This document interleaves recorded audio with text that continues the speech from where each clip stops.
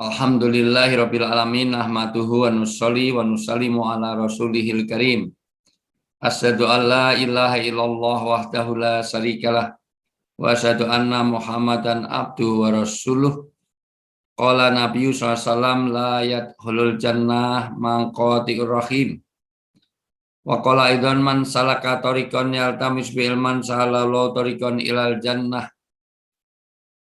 Wa qala Allah ta'ala fil kitabil karim innamal mu'minuna ikhwat. Sallallahu alaihi wasallam karim wa nahnu ala dzalika minasyaitin wasakirin walhamdulillahi rabbil alamin. Yang saya takdimi, saya banggakan, saya muliakan Ketua Yayasan Masjid Al-Aqsa Permata Bintaro, Bapak Kasturin. Yang saya hormati Bapak Askal, Bapak Sufyan, Bapak Ridwan Malawi, dan juga Bapak Muhammad Jamsik, dan seluruh jamaah Masjid Subuh yang Allah muliakan dan Allah, mohon maaf, angkat satu kehormatan tersendiri. Karena mohon maaf, Rasulullah itu sangat mengagungkan dan membahagiakan bagi orang yang senantiasa menjaga sholat di bardain. Man khafidu ala sholatil bardain dakhalal jannah. Siapa yang menjaga sholat berjamaah di dua kedinginan, dua kegelapan, maka surga menunggunya sebelum dia memasukinya. Dan seluruh ulama sepakat, utamanya dua kegelapan dan dua kedinginan itu adalah sholat jamaah subuh. Yang kedua adalah ada yang berpendapat itu sholat asar, tapi mayoritas ulama berpendapat sholat isya. Sholat isya dan sholat subuh ini diberi posisi yang sangat berbeda dari sholat yang lain, meskipun semuanya juga punya keutamaan. Kenapa? Karena dulu orang-orang munafik itu paling banyak meninggalkannya adalah jamaah subuh dan jamaah isya. Kenapa? Karena Masjid Rasulullah itu 9 tahun tanpa penerangan sama sekali, sehingga orang-orang munafik suka tidak datang, toh nggak kelihatan. Karena dulu orang-orang munafik itu sholatnya hanya yura'un, hanya supaya terlihat. Karena kebiasaan Rasulullah dulu sebelum ngimami selalu ngabsen. Ini siapa saudara ini nggak kelihatan, ini kelihatan. Toh kalau isya sama subuh dalam kegelapan tidak diketahui. Dalam kegelapan inilah maka nanti kalau kita lihat sejarahnya, Masjid Rasulullah karena gelap, maka ketika orang-orang Persia itu masuk Islam, maka yang tadinya sholat itu menyembah api, maka dia sudah masuk Islam, tapi apa? Tapi dia tetap pakai obor akhirnya. Begitu pakai obor, maka Rasulullah melihat, loh, ini sholat kok nyembah api, sholat kok nyembah api. Kemudian turunlah surat Az-Zumar ayat 3. Apa katanya? Ya Rasulullah, ini saya tidak menyembah api, saya menyembah Allah, cuman lewat api. Ini hanya untuk liqarribuna ilallahi zulfa. Hanya untuk mendekatkan aku kepada Allah lewat api ini. Kemudian turun surat Az-Zumar ayat 3 itu yang melarang. Tolong sebelum saya lanjut, Pak Muhammad Ridwan, boleh dong saya dibacain surat Az-Zumar ayat 3 minimal terjemahnya dulu. Ya. Jadi mohon maaf, Masjid Rasulullah itu tidak sebagaimana Masjid Al-Aqsa Permata Bintaro. Masjidnya itu Masya Allah, karena gelap, hanya pasir, makanya dulu orang Arabi pernah datang pernah datang di situ, itu kencing. Begitu kencing, maka Umar bin Khattab langsung mau dipedang nih. Ini kurang ajar ini, kencing di masjid. Kemudian dan kencingnya pas di mana saya biasa sujud di situ. Maka begitu mau dipedang, lalu ini ada apa? Ini kencing di masjid kita ya Rasulullah. Kurang ajar ini. Ini penghinaan, penistaan agama ini. Tanya ya Umar, dia tahu nggak kalau ini masjid? Nah, maka Umar bilang, kau tahu nggak kalau ini tempat untuk ibadah? Nggak tahu. Hanya pasir dikasih kotakan batu, dipikir ya itu WC umum. Nah, maka ya Umar, ambil air, siram airnya. Siram itu kencingnya supaya hilang najisnya. Kata Umar dalam Hayatus Sahabah dikatakan, seandainya bukan karena Rasulullah yang memerintah tidak sudi saya. Yang kencing dia, yang suruh nyiram saya. Begitu habis disiram, ya, maka orang itu mengatakannya, ya Umar, lo kok tahu nama saya Umar? Itu. Nah, orang tadi menyebut kamu namanya Umar. Itu siapa? Itu nabiku. Itu Nabi Muhammad. Mau macam-macam tak sikat. Nah, kemudian Rasulullah balik lagi, loh. Ada apa ini kok rame-rame lagi? Di masjid mau ada rame-rame tadi sudah ini. Ya Rasulullah tadi dia kencing, saya yang nyiram. Begitu dia sudah selesai saya siram, malah dia nanyakan dirimu, jangan-jangan dia mau berjahat padamu. Ada apa ya saudaraku? Kenapa? Engkaukah yang bernama Ahmad atau Muhammad? Ya. Engkaukah yang lahir di negeri kurma? Ya. Asyhadu alla ilaha illallah wa annaka rasulullah. Aku bersaksi sekarang dan saya ke sini hanya untuk dirimu dan saya akan bersahadat. Kenapa? Karena saya dikasih tahu oleh pendetaku bahwa ciri nabi yang terakhir itu adalah seperti yang kau punyai. Apa itu cirinya? Mendahulukan maaf daripada marah. Dan engkau adalah orangnya. Nah, maka terjadi syahadat. Mohon maaf. Inilah kondisi masjid Nabi pada awal, yaitu cuman pasir. Maka sahabat-sahabat sering kalau habis sholat itu ngusap muka. Kenapa? Karena ada tempelan pasir di wajahnya. Sampai sekarang di Masjid Al-Aqsa jelas pakai keramik, begitu bersihnya dikasih disinfektan, habis sholat juga ngusap muka. Padahal itu bukan dari syariat Islam.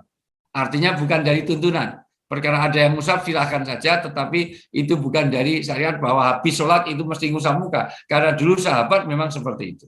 Oke, saya sambil nunggu Pak Muhammad Ridwan sudah ketemu. Az-Zumar ayat 3. Ya.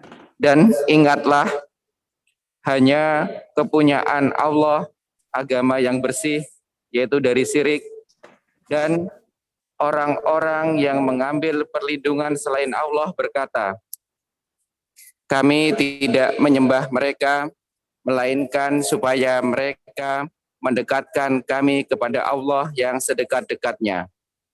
Sesungguhnya Allah akan memutuskan di antara mereka tentang apa yang mereka berselisih padanya. Sesungguhnya Allah tidak menunjuki orang-orang yang pendusta dan sangat ingkar. Ya. Ada dua learning point yang harus kita pahami dari ayat ini. Dua faedah ini paling tidak, pertama ini menerangkan tentang Allah hanya menerima ibadah kita kalau bebas dari syirik. Ini berkaitan dengan sholat. Sekali kita berbuat syirik, mohon maaf kita datang ke dukun sekali saja, 40 hari sholat kita nggak diterima. Artinya betapa pentingnya tentang syirik. Apa dia harus kita pahami tentang iman. Mohon maaf, karena nanti di antara orang yang paling merugi di dunia ini, mohon maaf, itu adalah orang yang mengira dia berbuat baik, tetapi dia sesungguhnya amalan yang paling merugi di dunia karena dia tidak salah dalam keimanan. Hal nunabbiukum bi aktsarinal a'mala. Dalam surat Al-Kahfi 124 sampai dikatakan, kamu lihat orang-orang yang paling merugi di dunia ini siapa? Orang-orang yang menyangka dia berbuat baik, padahal dia adalah paling merugi di dunia. Kenapa? Karena dia tidak dengan keimanannya. Artinya tidak ada iman, itu orang yang paling merugi. Ini yang akan kita bahas tentang iman, tentang Islam. Jadi amal walaupun dia sedekah miliaran, walaupun dia melakukan apapun kebaikan, tetapi dia paling merugi. Kenapa? Karena tanpa keimanan. Inilah orang yang paling merugi di dunia. Mengira dia sudah nyumbang, dia telah nolong orang, dia telah apapun lakukan, tapi tanpa iman. Ala lillahi dinul khalis. Ini ayat pertama tadi. Ayat di surat Az-Zumar ayat 3 tadi. Jadi Allah tidak akan menerima sholat kita, ibadah kita, apapun doa-doa kita kalau kita tidak berdasarkan keimanan atau bercampur dengan syirik. Tentu nanti di kajian lain Syirik ini kita bahas dalam 5 hal. Satu, syirik di dalam zat, yaitu menganggap Allah lebih dari satu. Kita tegaskan kul huwallahu ahad, Allah itu satu. Ini mohon maaf, ini agak saya runtutkan dulu biar nanti tidak terpotong. Pertama, semua ibadah itu ini ya, atau dibaca di sudah di Al-Kahfi 103 104, lalu nabiikum bi aksarinal a'mala itu ya. Ini Pak Agung, makasih. Oke. Surat Al-Kahfi ayat 103 104. Katakanlah, apakah akan kami beritahukan kepadamu tentang orang-orang yang paling merugi perbuatannya, yaitu orang-orang yang telah sia-sia perbuatannya di dalam kehidupan ini, sedangkan mereka menyangka bahwa mereka berbuat sebaik-baiknya. Ya, paling merugi itu siapa? Orang yang sudah beramal baik, dia ngira amalnya baik, tetapi dia merugi. Ayat ini berkaitan dengan 2 pemahaman ahli tafsir. Utamanya adalah orang beriman tapi tanpa orang beramal tapi tanpa iman. Nah, nanti diperjelas lagi dalam surat An-Nur ayat 39, yaitu amalannya kayak fana morgana, karena kelihatannya amal baik tapi nggak berpahala sama sekali karena keimanan, karena tanpanya iman. Ini akan saya mulai dulu tentang nikmat iman dulu, ya. Nikmat iman ini. Artinya orang yang paling merugi adalah orang yang dia beramal tapi ada syiriknya. Dan itu kenapa kelihatannya sholat 40 hari sholat, tapi hilang semua sholatnya itu tidak diterima sama sekali karena bercampur dengan syirik. Allah lillahi dinul khalis. Saya poin per poin dulu ya, itu poin dulu. Allah tidak menerima orang yang beribadah bercampur dengan syirik. Maka ketika Rasulullah menerangkan syirik ini kepada Zaid, ya Zaid, bagaimana kalau kamu punya istri makannya banyak, nggak apa-apa, itu istri saya. Dandannya minor, nggak apa-apa. Istrimu itu cerewet, nggak apa-apa, itu istri saya. Istrimu makannya banyak, tidurnya betah, ngorok, ngentutan, ngileran, ngantuan, nggak apa-apa, itu istri saya. Tapi begitu Rasulullah mengatakan, bagaimana ya Zaid kalau kamu punya istri, makan kamu kasih, rumah kamu buatin, semua fasilitas kamu kasih, tapi kalau tidur dengan orang lain, kalau hamil dengan orang lain, kalau ada anak hasil hubungan dengan orang lain, maka apa kata Zaid? Ya kurang ajar Rasulullah. Dalam bahasa saya itu saya talak 762 kali kalau perlu. Kurang ajar. Aku yang memfasilitasi, tapi dia melayani orang lain. Maka Rasulullah mengatakan, ya Zaid, Allah lebih cemburu kepada orang yang berbuat syirik daripada kamu kepada istrimu. Maka la tusrik billah, inna syirka ladulmun adim. Ini tolong, ini bahasan yang paling utama karena bahasan apapun itu seluruh ulama sepakat utamanya adalah bahasan iman dulu. Karena kalau sudah iman itu keliru, semua amalan jadi bi aksarinal a'mala. 1, syirik di dalam zat, 2, syirik di dalam sifat. Kalau dalam zat ini adalah ada antropomorfisme, ini yang berkaitan dengan ayat ini, yaitu ada simbol ketuhanan. Islam tidak mengenal simbol-simbol ketuhanan dalam bentuk totem, dalam bentuk apa yang didewa-dewakan dalam bentuk itu. Itulah maka awal-awal orang itu sholat, depannya ada gambar, suruh dicoret patung, suruh dihilangkan. Itu. Kenapa? Karena Islam tidak mengenal simbol ketuhanan. Sampai hari ini banyak orang yang ibadah tapi pakai simbol ketuhanan. Entah itu patung apa, entah itu api, entah itu apa. Demikian juga orang Majusi dulu. Sholat itu pakai obor, mohon maaf, pakai obor, pakai api untuk mengingat dewanya yang dulu. Maka tapi Nabi baik. Oke. Itu ada api, kau sembah, jangan kau sembah. Akhirnya boleh ada api tapi hanya untuk penerangan. Sejak saat itu Masjid Nabawi ada manaro. Naro itu api, manaro itu tempat api. Sampai hari ini orang Bintaro kalau bikin masjid dikasih menara. Manaro. Mohon maaf. Tempat api. Tapi menara di Bintaro bukan untuk api, tapi untuk speaker, maka namanya bukan menara, namanya mespeakero. Kalau itu tempat neon, namanya meneono. tempat lampu melampu, harusnya seperti itu. Jadi ini asal, makanya sampai hari ini ada menara-menara itu. Karena itu, lah itu Ka'bah bukan simbol ketuhanan. Karena dulu sholat awalnya juga tidak menghadap Ka'bah. Dulu ke Aqsa yang kurang ajar, sekarang mau dikup oleh orang Israel. Ya, termasuk orang yang amalannya sia-sia, orang yang mendukung Israel. Saya kasih tahu sekalian, ya. Nanti logikanya gimana? Nanti diterangkan oleh Ustadz Agung, oleh Ustadz Ridwan, ya. Nah, dari sisi ini sekali lagi, oleh Ustadz Kasturi, nanti tolong terangkan betapa keimanan rusak kalau dia mendukung Israel, ya. Karena mendukung penjajahan itu secara undang-undang Indonesia aja sudah nggak benar. Makanya kalau ada orang yang itu bukan urusan kita, mohon maaf, itu urusan kita, ya. Orang yang tidak peduli urusan orang Muslim yang lain itu falaysa minni, dia bukan dari golongan Rasulullah. Dia golongannya Abu Jahal, Abu Lahab, Abu Gosok, Abu jelek sana. Orang itu harus peduli dengan urusan orang Muslim yang lain yang tertindas. Oke, sekali lagi saya ulang, dari sisi inilah tidak mengenal sifat dalam sifat. Yang ketiga di dalam isti'anah. Pertama asirku fidat, yang kedua asirku fil sifat, yang membuat sifat-sifat yang nggak layak kepada Allah. Misalnya Allah itu dilahirkan, Allah itu punya paman, punya adik, punya kakak, punya ibu, punya nggak ada. Islam tidak ada. Itu tidak mengenal Tuhan beranak itu semuanya. Oke, sekali lagi. Yang ketiga, syirik di dalam isti'anah, yaitu dalam memohon pertolongan. Kalau kita beribadah, tetapi keimanan kita bercampur dengan iyyaka na'budu wa dukun nasta'in. Iya, nak butuhnya kepada Allah, ibadah pada Allah, tapi kita minta tolongnya ke dukun. Baik bentuknya menggandakan uang, Sunda Empire, ataupun dalam bentuk apapun. Dalam bentuk mau nyari pengobatan, tapi dengan air dicelup-celup oleh ponari. Jadilah ponari sweat. Itu luar biasa. Karena di Indonesia menjamur, kalau Anda lahirnya Selasa Kliwon, maka tidak cocok kerja di air, ketiprek, spasi weton, kirim berapa. Itu termasuk syirik. Alhamdulillah programnya dihentikan. Termasuk mengaku Tuhan, Nabi yang ke-26 namanya Joseph.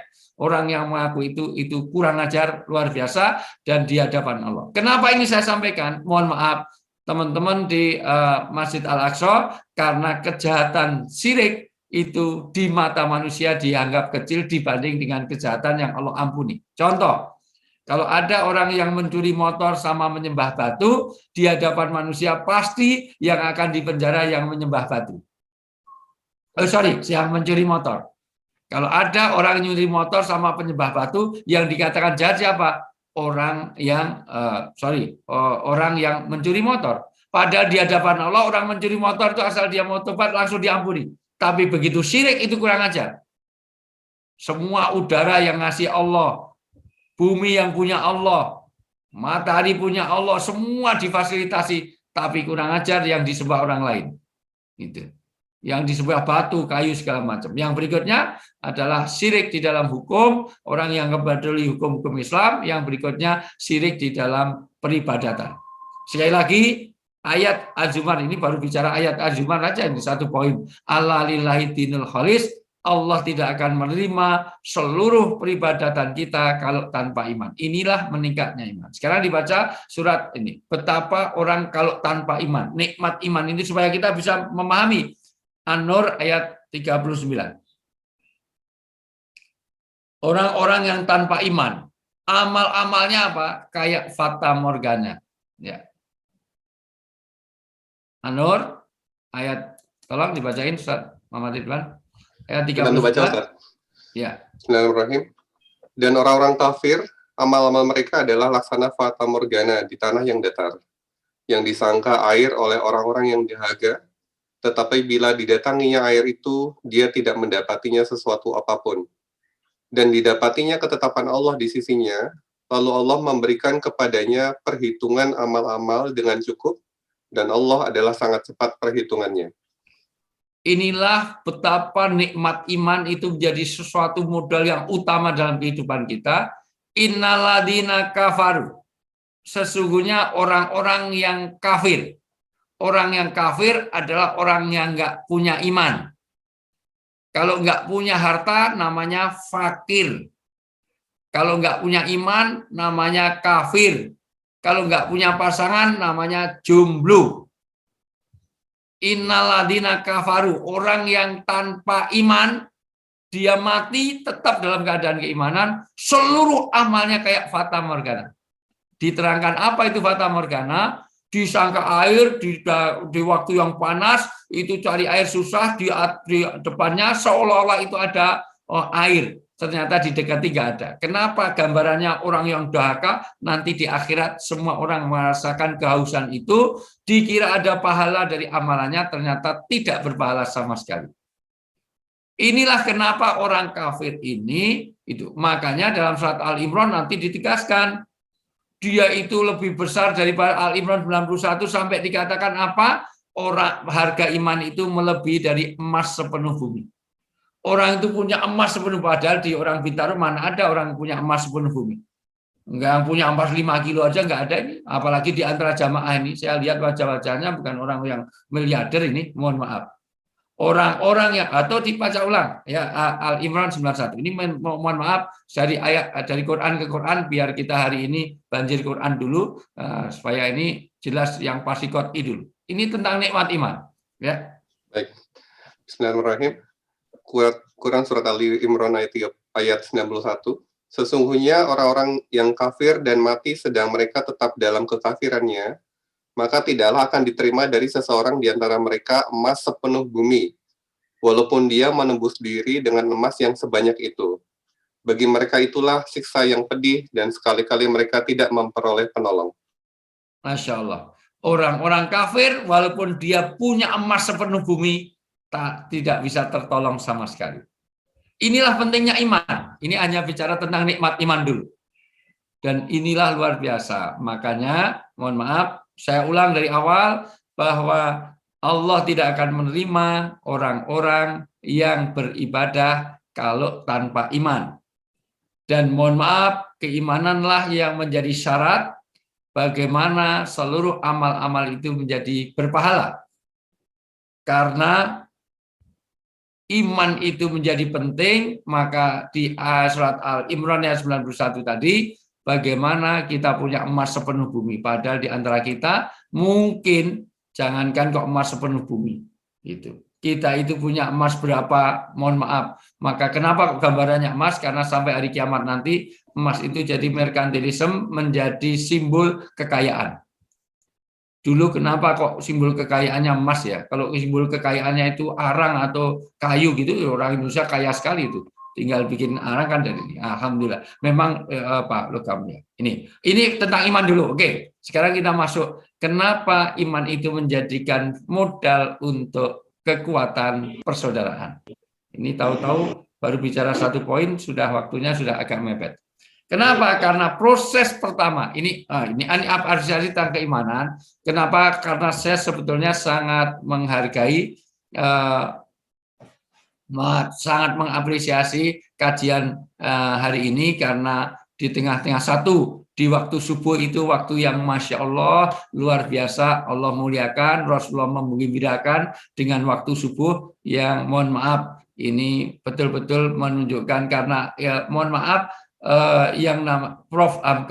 Buya Hamka almarhum Allah yarham mengatakan orang Islam itu kamu nggak usah lihat di Bintaro ini orang Islamnya berapa, itu nggak usah lihat saja siapa yang subuhan. Nah, makanya kalau jumlah umat Islam itu ya yang subuhan itu, jadi indikasi sebetulnya umat Islam 90%, 80% di Indonesia itu bohong. Itu lihat saja yang subuhan. Jadi jumlah umat Islam itu dilihat nanti jamaah masjid di pas subuh. Nah itu sebenarnya orang Bintaro itu yang Islam yang itu. Itu sindiran yang luar biasa, dan itulah yang sesungguhnya orang Islam. Makanya ini luar biasa, apalagi hari ini kita silaturahim luar biasa. Walaupun kita jauh di mata tapi dekat di hati.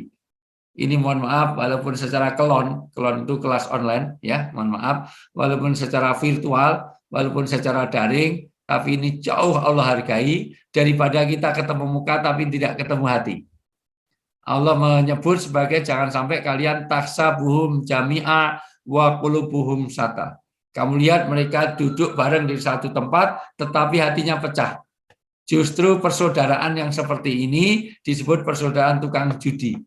Orang judi itu, mohon maaf, orang judi itu kompak dalam satu meja, tapi satu ingin bunuh yang lain. Dan anehnya kalau yang lain itu mati, dia puas karena memang tujuannya ingin bunuh satu dengan yang lain. Nah, ini persaudaraan ini oleh anak-anak milenial, mohon maaf, ini karena saya lihat ini yang milenial nggak ada.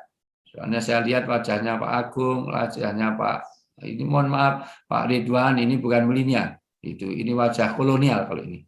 Ini ya kayaknya kok saya lihat ya sejak tadi nggak ada yang milenial ini. Ya, mohon maaf. Dari sisi ini sekali lagi penyakit ini disebut dengan penyakit SMS, senang melihat orang susah, susah melihat orang senang. Dan ini yang merusak persaudaraan.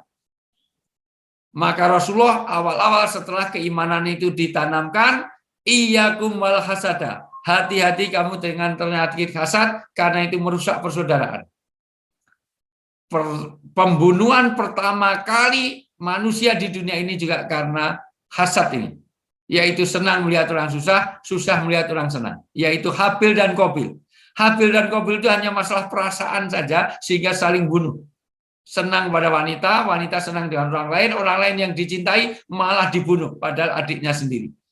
Inilah yang disebut dengan penyakit. Makanya ini kenapa saya tahu teman-teman ini, mohon maaf Bapak Ibu semuanya, Masjid Al-Aqsa bikin kajian hari ini tidak ada door prize yang besar-besaran. Kenapa? Karena untuk jaga hati. Karena jangan sampai jamaah baru gabung sebentar dapatnya itu mobil, sementara Pak Ridwan, mohon maaf, sementara Pak Kasturi cuman dapatnya payung. Ini jamaah baru dapatnya cuman malah dapat mobil, sementara ketua DKM malah dapatnya cuman payung. Ini alasan pertama kenapa hari ini itu Pak Sofyan, mohon maaf, Pak Askal, semuanya, Pak Iman, hari ini tidak ada door prize yang besar-besaran, Pak Rizky, untuk menjaga hati. Ini alasan pertama. Alasan kedua memang tidak ada budget dan anggaran untuk itu dari Masjid Al-Aqsa. Dari ini. Artinya apa? Coba dibaca susah bahayanya penyakit ini. Coba dibaca surat Al-Imran 120. Yang merusak persaudaraan itu adalah karena penyakit hasad. Nabi mengatakan orang kalau penyakit ini memakan semua kebaikan sebagaimana api memakan kayu bakar. Dan kayu bakar yang dimaksud adalah kayu bakar di Arab, bukan di Bintaro. Kalau di Bintaro bakar kayu tidak semudah di Arab. Maka semua kebaikan kita hangus kalau rusak persaudaraan dengan hasad. Al-Imran 120. Yaitu apa itu hasad? Orang yang SMS senang melihat orang susah, susah melihat orang senang. 120. Jika kamu memperoleh kebaikan, niscaya mereka bersedih hati. Tetapi jika kamu mendapatkan bencana, mereka bergembira karenanya. Jika kamu bersabar dan bertakwa, niscaya tipu daya mereka sedikit pun tidak mendatangkan kemudaratan kepadamu. Sesungguhnya Allah mengetahui segala apa yang mereka kerjakan. Ya, inilah bahayanya penyakit SMS, yaitu senang melihat orang susah, susah melihat orang senang. Ini disebut dengan penyakit hasad, iri atau dengki. Dan orang yang hasad itu bukan ingin memperoleh kebahagiaan, enggak. Yang penting orang lain celaka. Nah, jadi mending kalau dia dapat kekayaan supaya kekayaannya pindah ke saya, enggak. Dia enggak pengen kekayaannya. Yang penting yang dapat kebahagiaan itu celaka. Itu. Yang lain dapat mobil, kita dapat payung, dan kalau mobilnya tabrakan rasain, syukurin. Nah, itu penyakit hasad.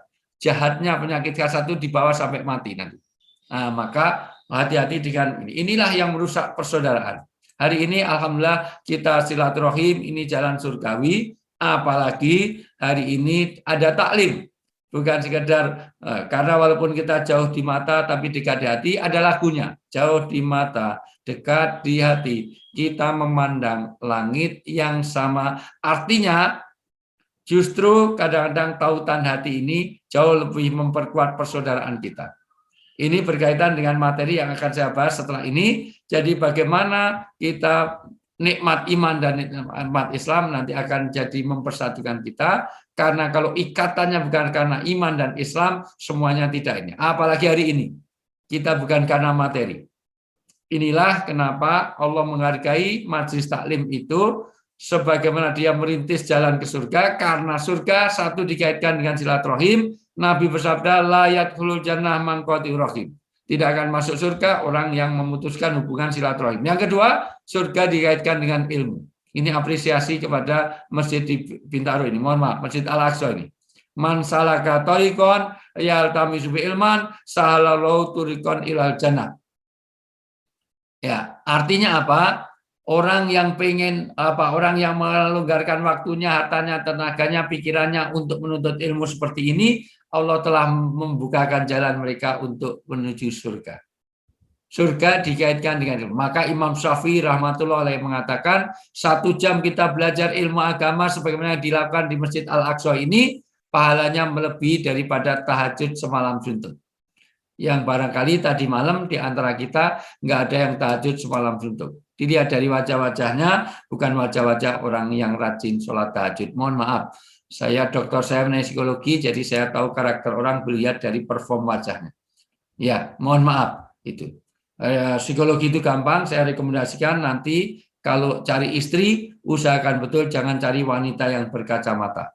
Karena ada temuan psikologi modern, wanita yang berkacamata kalau sudah nikah cenderung kurang setia. Itu terbukti secara empiris. Kenapa? Karena wanita yang berkacamata kalau sudah nikah, kalau bangun tidur, dia tidak mencari suaminya, tapi mencari mana kacamata saya. Masih lumayan kalau kacamata itu dipakai untuk nyari suami. Enggak, untuk nyari handphone. Mohon maaf. Karena mohon maaf, dia pisah dengan suami 2 minggu enggak masalah. Kacamata nggak ada 2 jam, handphone nggak ada 1 jam, udah kiamat luar biasa. Sampai di dalam tidur saja, di dalam selimut wajahnya memancarkan nur, bercahaya di dalam selimut. Dikira wajahnya bercahaya, ternyata mainan handphone di tengah-tengah selimut. Sekali lagi, inilah kondisi iman, kondisi Islam ini akan mempersaudarakan. Akan saya masuk materi, mohon maaf, ini tiba-tiba waktunya sudah mau habis. Ikhwa atau mempersaudarakan Rasulullah itu mempersaudarakan karena iman, karena Islam, karena kita tidak bisa membuat persatuan karena materi. Untuk masuk materi ini, tolong saya dibacakan surat Al-Anfal ayat 63, ma'alafa baina qulubihim law anfaqta ma fil ardi jami'a. Kamu tidak akan bisa ada persatuan yang sesungguhnya. Persaudaraan yang sesungguhnya, walaupun kamu punya seluruh harta di bumi ini kamu miliki. Al-Anfal ayat 63. Ma'alafa baina qulubihim. Proses ta'aluf, proses orang mempersatukan hati, persaudaraan tidak mungkin akan tercapai kalau hanya landasannya materi. Nyatanya politik. Dengan politik, orang itu walaupun dapat kekayaan, tetapi akan jadi perpecahan. Hari ini antara cebong sama kampret saja tidak bisa move on. Padahal cebong sama kampretnya sudah bersatu jadi cempret. Belum lagi nanti masih ada kadrun, masih ada bipang, masih ada yang lain. Nanti 2024 persaudaraan ini akan teruji lagi. Padahal nggak dapat apa-apa. Mau kadrun, mau bipang, mau cebong, mau kampret, itu pun nggak dapat apa-apa. Kalau partainya menang cuma dapat kaos sablonan luntur. Paling dapat uang bensin kampanye 50.000, begitu rupa. Masya Allah. Tetapi apa yang kita dapatkan? Coba dibaca surat Al-Anfal ayat 63. Mohon maaf. Dan yang mempersatukan hati mereka, orang-orang yang beriman, walaupun kamu membelanjakan semua kekayaan yang berada di bumi, niscaya kamu tidak dapat mempersatukan hati mereka. Akan tetapi Allah telah mempersatukan hati mereka. Sesungguhnya Dia Maha Gagah lagi Maha Bijaksana. Ya. Yang mempersatukan hati itu adalah Allah, karena hati itu milik Allah. Dengan apa? Dengan keimanan. Ayat ini menegaskan bahwa harta tidak akan bisa menyatukan kita. Yang bisa menyatukan hati itu karena keimanan dan keislaman. Kenapa saya hari ini itu pagi-pagi itu mohon maaf itu harusnya bisa goes, bisa olahraga, bisa apa yang kita lakukan dengan atau tidur nyenyak Bapak Ibu semuanya, tapi mau bangun untuk tergerak ini karena panggilan iman, panggilan Islam. Inilah maka Allah tidak, nyatanya ada enggak orang yang bertengkar karena warisan? Jujur, ada enggak orang yang bertengkar karena warisan? Nah, coba saya mau tanya, jujur, ada enggak orang bertengkar karena warisan? Nah, malah jawabnya banyak. Mau ditanya ada apa enggak, jawabannya banyak. Itu enggak pas itu. Ada, jumlahnya banyak itu. Pasti Pak Agung rumahnya mana? Itu naik bis loh, kok rumahnya mana kok naik bis? Rumahnya itu Pondok Jagung, kesininya naik bus lah, itu baru boleh. Itu ditanya ada enggak kok orang berkata. Karena apa? Memang harta tidak bisa menyatukan. Nabi saja ditantang, padahal Nabi itu orang yang dipilih langsung oleh Allah. Nggak ada sekolah kenabian, nggak ada kursus kenabian, nggak bisa ngelamar jadi nabi kepada yang terhormat Allah dengan ini pengen jadi nabi, pengalaman ketua DKM 3 periode, nggak bisa. Apalagi ibu, nggak ada nabi perempuan itu debatable. Karena laya masuk ilal mutahharun. Nabi itu harus menerima wahyu dalam keadaan suci. Kalau ada nabi perempuan, kasihan malaikat Jibril. Asal ada wahyu, bu Nabi ada wahyu, maaf baru berhalangan, naik lagi, nanti nggak selesai-selesai ayatnya turun. Nah, Nabi saja tidak bisa menyatukan hati kecuali karena keimanan. Maka penghargaan atas keimanan ini nanti mohon maaf 7 golongan yang akan mendapatkan perlindungan di hari kiamat. Dan tidak ada perlindungan selain perlindungannya Allah, salah satunya adalah orang-orang yang saling bersaudara, bertemu dan berpisah, persaudaraannya karena iman, karena Islam, yaitu karena Allah. Selain tentu pemimpin yang adil, selalu orang wanita yang qalbun ma'alakun ala masajid, orang yang tergantung di masjid, tetapi utamanya adalah persaudaraan. Karena untuk itulah maka Rasulullah membangun pertama kali masuk Madinah. Mohon maaf, Madinah ini, mohon maaf saya ingin sampaikan sederhana, agak singkat. Dulu 40 tahun Madinah ini berperang hanya karena susu unta yang bercampur dengan darah. Jadi suku Aus dan Khazraj itu 40 tahun perang. Hanya karena apa? Karena unta yang diperah susunya keluar susu sama bercampur darah. Gara-gara dulu ada kesepakatan, ada wadi, ada oase, ada sumber air, maka untuk rebutan berdua akhirnya disepakati. Ini untuk minumkan ternak, kalau pagi Aus, mohon maaf, sorenya Khazraj, besok paginya Khazraj, sorenya Aus. Aus dan Khazraj ini gantian minumkan susu unta. Tiba-tiba orang Aus itu mau bikin minum susu minumkan unta, tiba-tiba mau diperah susunya, ada anak panah di susu unta ini. Dia menuduh pasti ini orang Khazraj, nggak mungkin orang Aus kok kena anak panah di sini. Berarti Khazraj perang 40 tahun hanya karena susu unta yang bercampur darah. Maka inilah nanti dalam Al-Imran ayat 103 ini itu menjadi asbabun nuzul. Kenapa? Karena Rasulullah itu hadir untuk mempersatukan mereka. Aus dan Khazraj itu luar biasa. Pertempuran 40 tahun nggak selesai-selesai. Berawal dari 6 orang yang ketemu Rasulullah di Madinah, itu mengeluhkan itu, maka kedatangan Rasulullah itu ditunggu-tunggu karena untuk jadi pendamai. Ini awalnya. 6 orang suku Khazraj itu ketemu Rasulullah di Madinah, diislamkan. Setelah Islam, ini pentingnya perdamaian karena betul tidak mungkin kalau hanya karena suku, karena ras, karena harta, karena itu tidak bisa menyatukan. Maka Rasulullah datang ke Madinah, pertama kali proses yang dilakukan adalah ikhwa, mempersaudarakan. Dengan cara apa? Nanti akan banyak langkah. Persaudaraan itu mulai dari ta'aruf, yaitu kita saling mengenal. Mulai dari tafahum, saling memahami.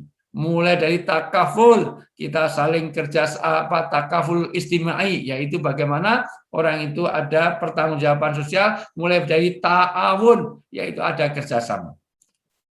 Ta'aruf mulai dari pengenal, ini prosesnya, tapi sayang waktunya sudah habis juga yang disampaikan, yang diberikan ke saya. Tetapi intinya adalah coba dibaca surat Al-Imran 103 ini, di mana ayat ini bicara tentang persaudaraan. Dulu perperangan yang luar biasa, Allah satukan hati mereka karena keimanannya, yaitu inilah yang dibangun Rasulullah di Madinah. Waktu itu masih Yasrib. Sekarang jadi Madinah.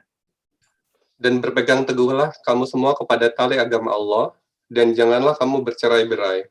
Dan ingatlah akan nikmat Allah kepadamu ketika kamu dahulu di masa jahiliyah bermusuh-musuhan, maka Allah mempersatukan hatimu, lalu menjadikan kamu karena nikmat Allah, orang-orang yang bersaudara. dan kamu telah berada di tepi jurang neraka, lalu Allah menyelamatkan kamu daripadanya. Demikian Allah menerangkan ayat-ayatnya kepadamu agar kamu mendapat petunjuk. Ya, jadi dulu sudah di jurang api neraka. Kenapa? Karena pertengkaran, karena tidak adanya iman. Maka secara singkat saya katakan iman dan Islam inilah yang mempersaudarakan kita, dan ini kekuatan yang luar biasa, lebih dari ikatan darah, lebih dari ikatan nasab. Persaudaraan karena iman dan Islam ini. Untuk itu bagaimana orang itu tidak bisa saling membenci, tidak menipu, tidak mendengki, tidak ini kalau bukan karena keimanan. Maka dikuatkan hadis riwayat Bukhari dan Muslim, Rasulullah menanamkannya dengan beberapa poin penting. Satu, jangan sampai kita saling membenci. Satu dengan yang lain, jangan saling membenci. Orang Islam tidak boleh ada kebencian, maka keimanan diukur dari kecintaan satu dengan yang lain. Kenapa sampai dikatakan imanmu itu belum sempurna kalau kamu tidak mencintai orang lain sebagaimana kamu mencintai dirimu sendiri. Yang kedua, jangan sampai menipu. Jadi hadisnya jangan kamu saling membenci, yang kedua jangan saling menipu. Man ghasana falisamina. Maka Rasulullah tegakkan kalau ada orang yang menipu, maka dia bukan golonganku. Dia golongannya Abu Jahal, Abu Lahab, Abu Gosok, Abu jelek-jelek sana. Sekali lagi, tidak menipu. Yang ketiga, jangan sampai mendengki, jangan sampai hasad. Dan jangan saling memutuskan hubungan silaturahim. Maka sil man qata'aka, wa'fu man haramaka, wat'u man dolamaka.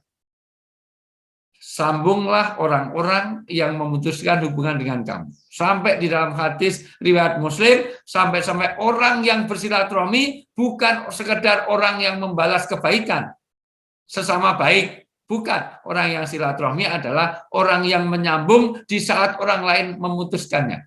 Jadi silaturahmi yang sesungguhnya yang punya nilai tinggi di hadapan Allah itu kalau dia mau menyambung orang-orang yang memutus hubungan dengan kita. Yang kedua, orang yang memaafkan. Bukan minta maaf saja. Orang yang memaafkan saudaranya yang bersalah. Yang ketiga, orang ini yang paling berat. Mendoakan orang yang mendolimi kita. Doanya doa baik. Kalau doa jelek, gampang. Mudah-mudahan cepat stroke, gampang. Orang mendolimi kita, didoakan Allah mahdi qaumi. Fa'innahum la ya'lamun. Ikatan-ikatan karena hati ini dimulai dari tidak boleh marah. Karena orang marah, orang marah itu membuat satu hubungan tidak baik. Maka la taghdab walakal jannah. Lihat orang marah. Orang marah itu datangnya dari setan, orang marah itu emosional, orang marah itu membuat strain itu ketegangan, kalau berkumpul jadi stres berkumpul jadi stroke berkumpul jadi stop, kalau udah stop billahi taufik walhidayah. Maka orang yang sering marah, pertama yang akan muncul adalah jadi bermuka tua. Karena di sini ada beberapa orang yang wajahnya bermuka tua. Usianya masih milenial tapi wajahnya kolonial. Usianya masih aktif kerja tapi wajahnya wajah pensiunan, wajahnya MPP. MPP itu mohon maaf, MPP itu mati pelan-pelan. Ini ada beberapa yang wajahnya bermuka tua. Ini ada 1, 2, 3. Nanti saya tunjukkan wajah-wajah yang bermutu. Mohon maaf. Dan kalau orang marah pasti dia emosional, pasti dekat, dia mendekat tapi teriak. Dekat kok teriak karena yang dijauhkan hatinya. Dekat kok teriak karena dia sedang emosi. Dekat kok teriak karena datangnya dari setan. Dekat kok teriak karena hilang akal sehatnya. Lihat orang marah. Goblok lu, bego lu, buset lu. Dekat kok teriak. Mbok pelan. Goblok, bego, buset. Kenapa? Karena dia sedang di dalam. Inilah maka persaudaraan dibangun dari jangan mudah marah, jangan membuat satu panggilan. Terakhir, bagaimana Rasulullah itu mengikat dengan panggilan-panggilan yang baik. Al-Hujurat ayat 11-12 itu bicara tentang tidak boleh suudon, bikin panggilan. Karena satu ketika Rasulullah memanggil Bilal. Ya Bilal, ta'al ya Bilal. Ya Bilal, ta'al ya Bilal. Ya Bilal, ta'al ya Bilal. Enggak dengar. Maka Abu Dar berdiri. Apa kata Abu Dar? Ya Ibnu Sauda, bekas budak, orang hitam, apa yang lain di sini pokoknya, orang hitam, bekas budak. karena yang bekas budak itu hanya Bilal, yang orang hitam saat itu hanya Bilal, maka Bilal langsung nengok. Ada apa? Kamu dipanggil oleh roh, baru sampai roh, belum sampai kepada Rasul, langsung nggak berani melanjutkan karena muka Rasulullah itu merah padam. Seolah-olah dalam Hayatus Sahabat dikatakan seolah-olah mau menerkam, mau memakan Abu Dhar. Rasulullah marah betul. Dan ketika marah itu apa? Ya Rasulullah, bukankah aku membantu engkau? Membantu apa? Engkau memanggil Bilal, Bilal nggak dengar, maka aku panggil. Tapi dengan apa aku panggil dia? Ya Rasulullah, bukankah dia bekas budak? Bukankah dia orang hitam?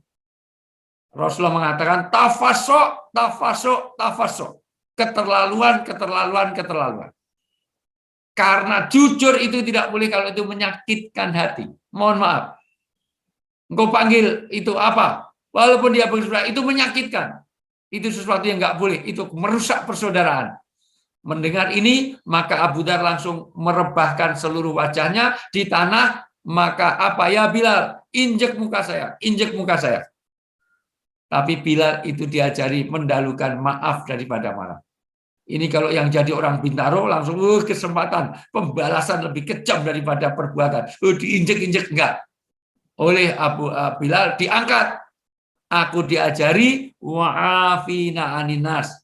Kemudian dibacakan surat Al-Imran 133, 134, 135.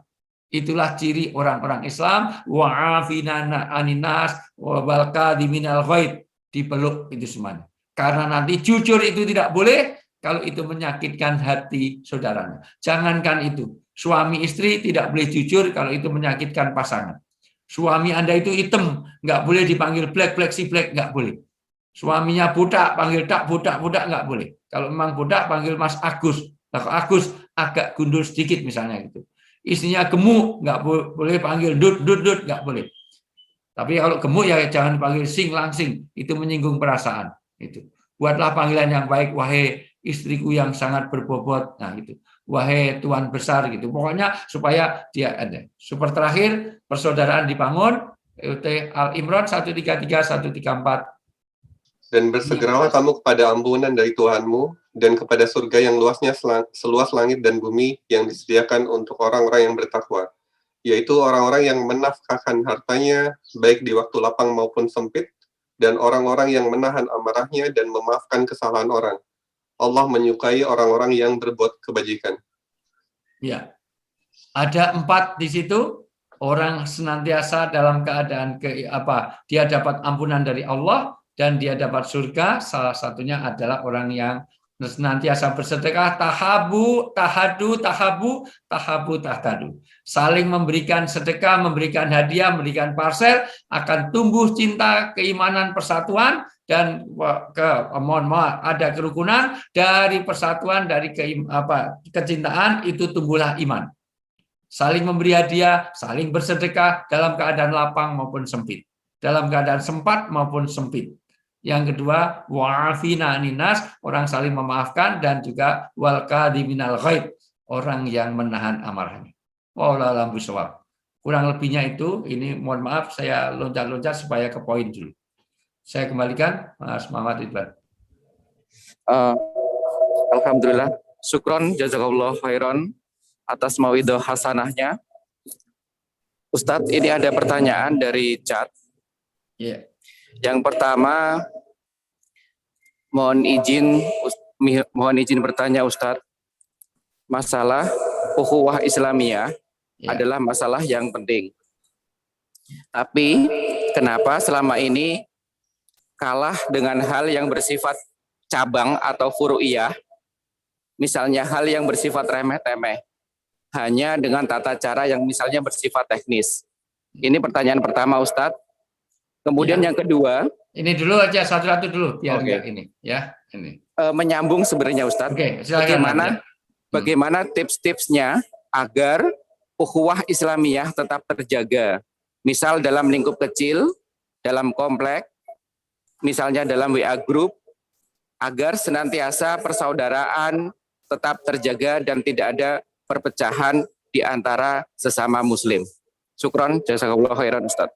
Ya. Seseorang akan melakukan sesuatu dan meninggalkan sesuatu itu sangat ditentukan oleh pemahaman mereka kepada 3 hal. Maka 3 hal ini harus dipahami oleh semua orang. Orang Islam harus mengenai 3 hal di dalam sesuatu amal. 1, ahamiyah. 2, azimah. 3 adalah fadilah. Ahamiyah adalah pentingnya satu persaudaraan. Pentingnya menjaga perpecahan. Pentingnya menghindari permusuhan. Kalau orang tahu ilmu tentang pentingnya persaudaraan dan pentingnya orang yang pentingnya menghindari perpecahan, karena besok, mohon maaf, ada orang yang amalannya segunung tetapi tidak berpahala, salah satunya terhambat karena apa? Karena ada permusuhan satu dengan yang lain. Malaikat tiba-tiba, ya malaikat, aku sering ke Al-Aqsa, saya ikut kurban, saya ikut semua fasilitas, semua amal soleh saya lakukan. Tapi kenapa tiba-tiba saya nggak dapat pahala? Apa kata malaikat? Nanti hadis di Imam Nawawi itu mengulang-ulang hadis ini di Riyadhus Shalihin sampai apa? Tentang persaudaraan ini, bagaimana aku memberikan pahala kepada kamu sementara kamu masih bermusuhan satu dengan yang lain. Jadi ternyata sakotot min ainilah, Allah tidak akan melihat pahala orang-orang yang bermusuhan. Maka harus tahu pemahaman ilmu. Ilmu untuk memahami ahamiyah ini, sebagaimana saya kasih gambaran sederhana. Orang tahu pentingnya ijazah. Saya dulu mau masuk UGM itu, mau daftar ke UGM itu, ngambil formulirnya habis subuh. Habis subuh antri ambil formulir. Kemudian antri lagi bayar ke bank, nggak model sekarang. Saya masuk UGM tahun 85.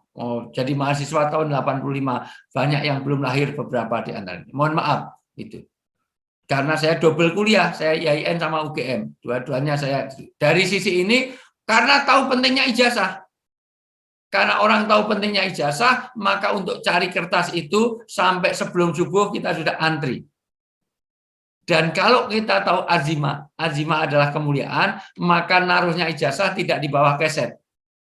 Dan kalau anak kita nangis, tidak tiba anaknya Pak Agung menangis, nggak mungkin dikasih layang-layang dibuatkan dari kertas ijazah. Ijazah digunting-gunting untuk apa? Untuk layang-layang, nggak mungkin, karena tahu mulianya ijazah. Padahal kalau kita mau nyetak sendiri bisa, mau ngeprint sendiri profesor, doktor, apalagi sekarang.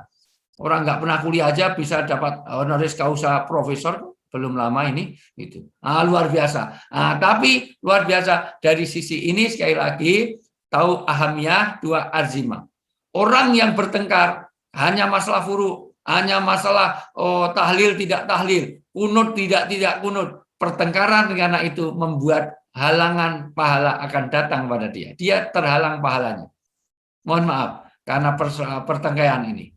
Yang walaupun nanti 3 hadis lain mengatakan 1 kalau durhaka orang tua, 2 kalau ada hubungan nggak baik pasangan suami istri karena ridhonya suami itu jadi jalan surganya istri, dan yang ketiga adalah orang yang bertengkar satu dengan yang lain sesama muslim. Al-qatil wa maqtul finar, nanti neraka itu akan disediakan bagi siapa? Orang yang bermusuhan antara orang muslim dengan orang muslim yang lain. Dua-duanya masuk neraka. Itu. Dari sisi ini maka tahu ahamiyah dan fadilah keuntungannya. Maka tolong pahamkan tentang teman-teman kita, saudara kita, karena mohon maaf apalagi ini karena kurangnya ilmu. Rasulullah itu misalnya dalam hal furu, misalnya sholat. Rasulullah itu sholatnya itu ratusan ribuan kali, puluhan ribu kali Rasulullah itu sholatnya. Maka sholat itu pasti ada beda-beda. Mungkin saja Rasulullah itu pernah iftitahnya itu dengan kabiro, pernah dengan Allahumma ba'id, Allah wajah tuh, semuanya Rasulullah pernah lakukan. Rasulullah pernah takbir setinggi ini, mohon maaf, setinggi bahu, tapi juga pernah setinggi daun telinga. Dan Rasulullah itu, mohon maaf, kalau kita semakin banyak belajar, insya Allah yang furu'iyah ini. Kalau di Jogja, alhamdulillah sudah agak dewasa karena Jogja itu melting pot, seluruh etnis ada di Jogja, maka perbedaan apalagi NU Muhammadiyah itu sudah selesai. Alhamdulillah. Di Jogja itu orang NU pun kalau ada ceramah ngundangnya orang Muhammadiyah. Bahkan Masjid Muhammadiyah pun yang khutbah juga orang NU. Bahkan Universitas Muhammadiyah Yogyakarta saja itu yang ini juga ketua-ketua NU semuanya itu juga. Demikian juga di pondok-pondok NU pun juga biasa orang Muhammadiyah juga ngisi kajian di situ. Jadi biasa sudah selesai lah yang huruf-huruf itu. Tapi kalau Bintaro masih begitu, itu masih kanak-kanak. Nah, maka pengajiannya jangan hanya akad itu. Ini aja cuman datangnya terlambat, habis itu aja nggak tawajuh, nggak fokus, begitu join langsung bismika Allahumma akhia wa bismika amud. Makanya kameranya banyak dimatiin ini kan sudah sampai Sidratul Muntaha, ternyata sampai akhir cuma 3 orang ini. Mohon maaf, tinggal saya, Pak Agung, Pak Ridwan, itu yang lain udah sampai Sidratul Muntaha, udah billahi taufik wal hidayah. Iya, baru dinyalain lagi ternyata ya. Pindah ini kan Masya Allah itu sejak tadi makan dulu, ini kita serius di situ sambil makan ya, Masya Allah. Ya baik. Ya jadi 3 hal ini pahamkan, tahu ilmunya, yaitu kaitannya dengan ahamiyah pentingnya persaudaraan dan bahayanya perpecahan, bahayanya orang satu dengan yang lain saling mendengki, saling iri. Yang kedua tahu azimah, yaitu bagaimana kemuliaan. Dan yang berikutnya adalah fadilah, keuntungannya orang yang bersaudara. Ya. Puan Ustaz mau nambahin nanya. Wah, ini kalau Pak Ridwan nggak nanya, ini ngetes ini. Ya, jadi kalau masalah puru seperti yang disampaikan Pak Kasturin mungkin memang udah selesai ya Ustaz. Cuman yang Ustaz sampaikan tadi yang cempreng itu Ustaz. Nah, itulah. Nah, ini nih yang kelihatannya ini kok ikut terus begitu. Satu pihak menyampaikan sesuatu, mendukung sesuatu, pihak yang satunya itu langsung terus akhirnya suka seperti nggak apa-apa. Justru itulah perbedaan, nggak apa-apa. Perbedaan itu rahmat itu salah satunya, walaupun hadisnya dhaif itu ya. Salah satunya sekali lagi itu di zaman Rasulullah itu ada perbedaan. Iya. Wong sudah dibikin beda saja, itu sudah bikin beda aja suka keliru kok. Dikira istrinya ternyata pembantu, dikira suaminya ternyata nggak apa-apa. Perbedaan itu menjadi mosaik, nggak apa-apa. Perbedaan ada, tapi jangan putus silaturahmi. Loh, beda politik itu nggak apa-apa. Ya, justru kalau semuanya cebong nggak indah. Kalau semuanya itu kampret nggak indah, ya ada cebongnya, ada kampret nggak apa-apa. Tapi jangan putus silaturahmi. Jangan terus ngimami sholat aja nggak mau amin, nggak. Saya nggak mendukung amin. Saya mendukung ini walabdolin itu kan amin rais, saya Gus Dur kok walabdolin amin Gus Dur ya enggak kan itu ya, kita tetap satu barisan. Maka kembali makanya kenapa temanya sangat bagus, nikmat iman nikmat Islam, karena iman dan Islam akan menyatukan semuanya. Dia subuhnya tetap 2 rakaat, tetap diimami dimakmumi sama, beda politik biasa sekali karena itu disengaja oleh Allah. Karena kalau Allah mengendaki semua jadi umat yang satu. Ini kalau waktunya panjang saya bicara tentang keniscayaan. Perbedaan itu biasa. Karena memang itu kehendak Allah. Allah sengaja membuat manusia itu tidak dalam satu. Supaya apa? Sudah ada variasi. Supaya orang itu yang penting. Nanti dibaca surat Al-Maidah 48 dulu. Itu. Nah, ini pertanyaan Pak Ridwan ini, ya. Supaya orang itu fastabiqul khairat, biar orang itu berlomba-lomba kebaikan, sengaja oleh Allah itu umat itu tidak dibikin satu. Iya. Biar ada indah ya, ada PDIP, ada Golkarnya itu, tapi walaupun PDIP Golkar tetap sholat di masjid dan berjamaah. Insya Allah lah disatukan. Ya, karena iman Islam. Ya. Al-Maidah ya Pak. Dan kami telah turunkan kepadamu Al-Qur'an dengan membawa kebenaran, membenarkan apa yang sebelumnya, yaitu kitab-kitab yang diturunkan sebelumnya, dan batu ujian terhadap kitab-kitab yang lain itu. Maka putuskanlah perkara mereka menurut apa yang Allah turunkan, dan janganlah kamu mengikuti hawa nafsu mereka dengan meninggalkan kebenaran yang telah datang kepadamu. Untuk tiap-tiap umat di antara kamu, kami berikan aturan dan jalan yang terang. Sekiranya Allah menghendaki, niscaya kamu dijadikannya satu umat saja. Tetapi Allah hendak menguji kamu terhadap pemberiannya kepadamu, maka berlomba-lombalah berbuat kebajikan. Hanya kepada Allah lah kembali kamu semuanya, lalu diberitahukannya kepadamu apa yang telah kamu perselisihkan itu. Ya, jadi ayat ini bicara tentang pentingnya semuanya kembali pada Quran dulu. Kedua, jangan ngikuti nafsu. Kenapa? Karena nafsu itu nanti yang membuat orang tidak objektif. Nafsu itu kalau sudah senang, yang dukung semuanya jadi malaikat. Tidak ada salahnya sama sekali. Pendukung Jokowi itu nggak ada salahnya sama sekali, semuanya malaikat. Pendukung Prabowo itu sempurna 100%, nggak ada salahnya. Itu. Dan kalau sudah lawan semuanya salah. Apapun yang dari cebong keliru, apapun dari kampret keliru, apapun dari kadrun keliru, apapun dari bipang keliru, karena sudah nafsu, sudah bicara nafsu. Loh, jujur, orang itu mau mendukung Prabowo, sebetulnya Prabowo itu masih ada kurangnya enggak? Ada. Mendukung Jokowi ada kurangnya enggak? Ada. Ini bukan malaikat. Ini harus dipahamkan, maka diingatkan semuanya kembali Quran. Yang kedua, ini saya bicara, ini walaupun di depan menteri pun saya sampaikan ini.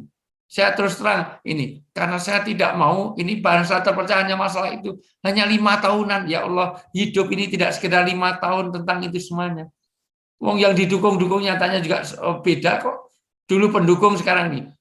Mohon maaf, dulu tim suksesnya Pak Prabowo itu siapa? Mahfud MD, tim suksesnya coba ini kalau yang jamreng ya, maksud saya ini contoh real. Yang tim suksesnya Prabowo siapa dulu? Itu dulu Anies dengan mohon maaf, tim suksesnya Anies dengan Anies dengan Pak Mahfud. Anies kan dulu Pak Jokowi, sekarang berbalik.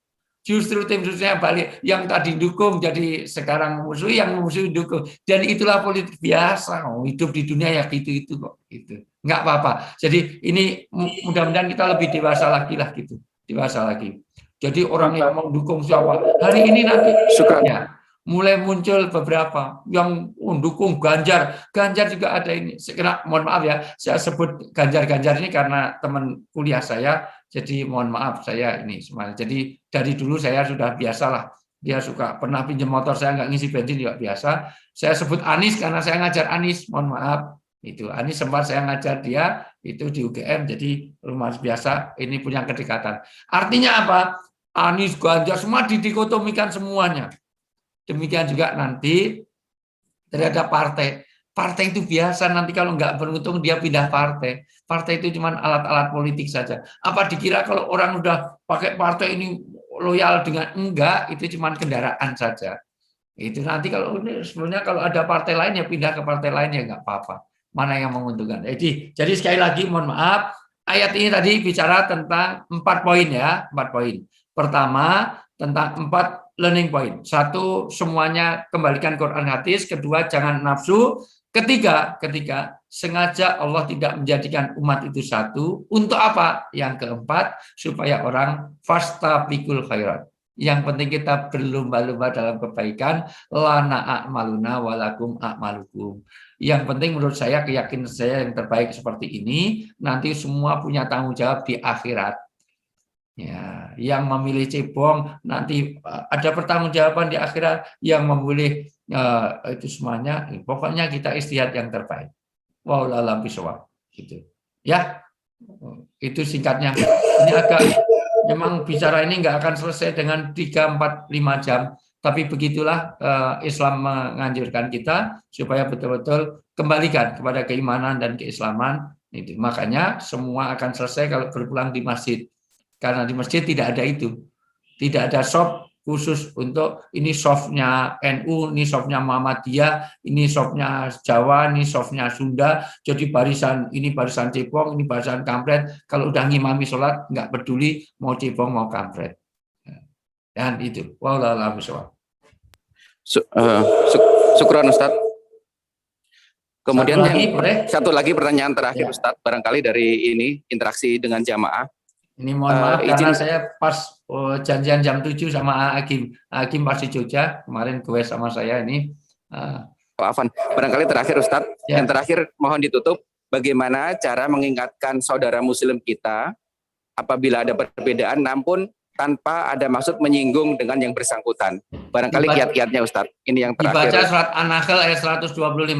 Ada 4 langkah. An-Nahl ayat 125. Serulah manusia kepada jalan Tuhanmu dengan hikmah dan pelajaran yang baik, dan bantahlah mereka dengan cara yang baik. Sesungguhnya Tuhanmu, dialah yang lebih mengetahui tentang siapa yang tersesat dari jalannya, dan dialah yang lebih mengetahui orang-orang yang mendapatkan petunjuk. Pertama, dengan cara hikmah. Apa itu hikmah? Saya terangkan singkat. Nanti, mohon maaf, kalimat itu dalam Kamus Munjid sampai dikatakan nanti, hikmah itu mengambil sesuatu tanpa mengeruhkan. Hikmah itu apa? Mengambil madu dari sarang lebah. Dia tidak tersengat tapi dapat madunya. Hikmah itu apa? Hikmah itu bijak. Kalau saya tanya, ini saya pandu aja. Saya pengen ke Pak Agung aja, karena kalau ke Pak Muhammad Ridwan, Pak Muhammad Ridwan, mohon maaf. Pak Muhammad Ridwan, saya minta tolong dijawab.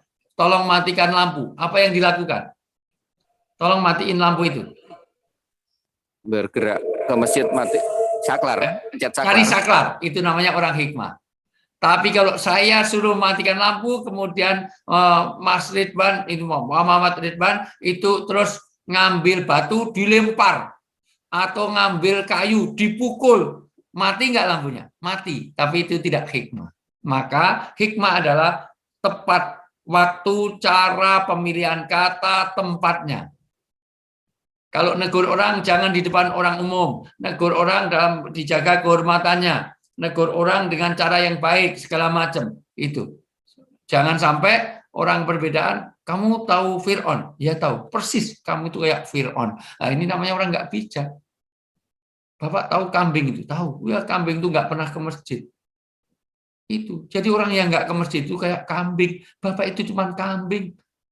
Itu cuma kambing pakai peci, kambing pakai dasi, kambing naiknya Alphard, gitu. Kambing nggak punya Alphard aja sering ke masjid kok. Bapak itu lebih rendah daripada kambing. Bahum Allah dibacakan ya. Ini namanya Anda itu berarti Anda tidak bijak. Pertama hikmah. Yang kedua, kalau dia tidak tahu dinasihati. Mungkin dia tidak tahu Qur'annya, nggak tahu hadisnya, nasihat. Ketiga, kalau dia tahu diajak diskusi. Keempat, kalau sudah diajak diskusi semuanya belum bisa, doakan. Serahkan pada Allah. Allah yang akan beri hidayah. Innaka la tahti man ahbabta walakin Allah yahdi may yasha. Sudah, serahkan Allah. Hidayah ini masalahnya Allah. Tapi langkahnya dijalankan dulu dengan cara hikmah. Jangan-jangan orang nggak mau ke masjid, nggak mau sholat di 5 waktu, nggak mau ini, mungkin karena kita caranya ngajak salah. Mungkin kita belum doakannya. Itu semuanya. Menurut surat An-Nahl ayat 125, itulah langkah kita. Ya, dengan cara yang baik, dengan cara itu semuanya. Baik, saya rasa itu. Kalau alam bisawab, sekali lagi kalau ada hal-hal khilaf, kalau ada jarum yang patah, jangan disimpan dalam laci. Kalau ada kata-kata yang salah, jangan dimasukkan dalam hati. Tiada gading yang tak retak, karena kenyataannya gading juga retak dengan Gisel, dan Gisel sudah jadi tersangka. Itu Gading Martin, enak aja ya. Pokoknya kalau ada sumur di ladang, boleh kita numpang mandi. Kalau umur kita panjang, nanti kita boleh lanjut lagi materi ini. Kurang lebih mohon maaf. Wallahu muwaffiq ila aqwamit thoriq, billahi taufiq wal hidayah. Assalamualaikum warahmatullahi wabarakatuh.